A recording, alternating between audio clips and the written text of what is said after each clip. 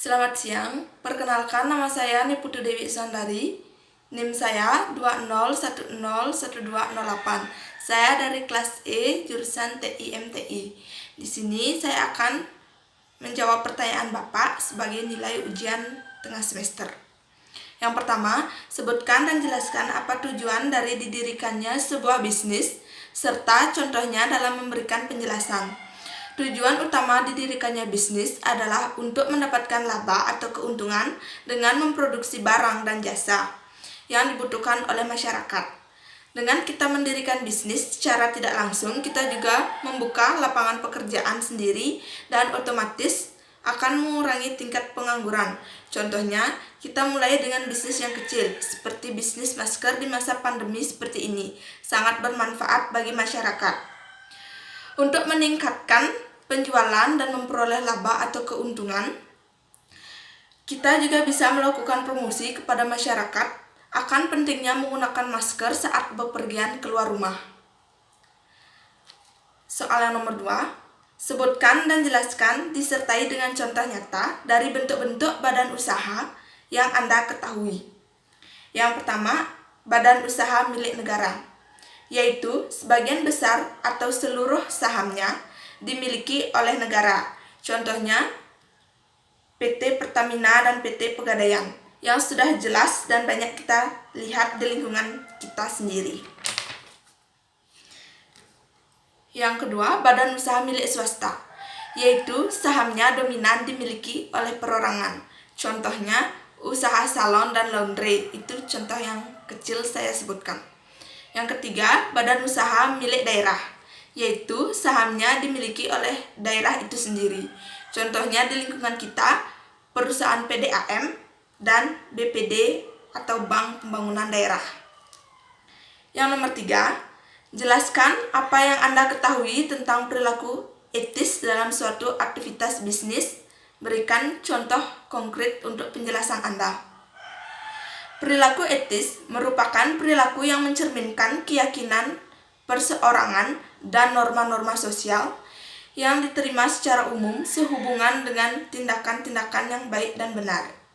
Dalam etika bisnis, perilaku etis adalah adopsi moral dan etika untuk menjalankan bisnis dan kepatuhan terhadap prinsip-prinsip perilaku dan standar untuk menilai hasil.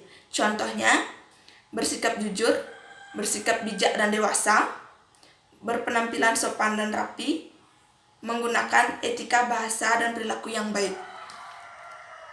Nomor 4, apa yang Anda ketahui tentang B2B dan B2C? Jelaskan disertai dengan contoh yang konkret. B2B atau business to business. B2B adalah transaksi secara elektronik antara entitas atau objek bisnis yang satu ke objek bisnis lainnya. Contohnya, importer spare part mesin yang menjual barang ke pabrik tekstil. Yang kedua, B2C atau business to consumer. B2C adalah kegiatan e-business dalam pelayanan secara langsung kepada konsumen melalui barang atau jasa. Dengan penjualan langsung di internet dan pemasaran dapat langsung dilakukan oleh konsumen karena biaya sudah tercantum. Contohnya, penjualan makanan, jasa laundry, ojek, dan salon. Nomor 5. Beberapa waktu belakangan ini, terdapat beberapa kasus pelanggaran etika dalam menjalankan aktivitas bisnis yang didasari kepada persaingan antara perusahaan yang ada. Sebutkan satu yang Anda ketahui dan berikan pendapat Anda tentang hal tersebut.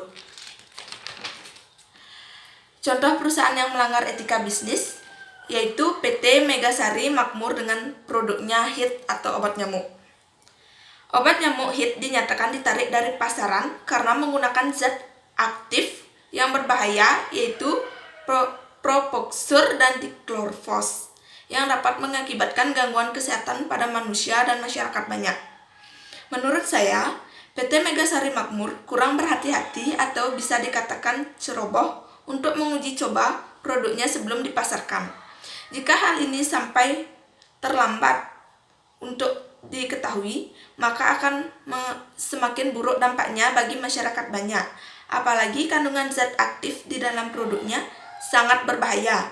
Agar hal ini tidak terjadi, disarankan agar PT Megasari Makmur lebih teliti dan perketat untuk melakukan semua uji coba produk yang akan dia pasarkan.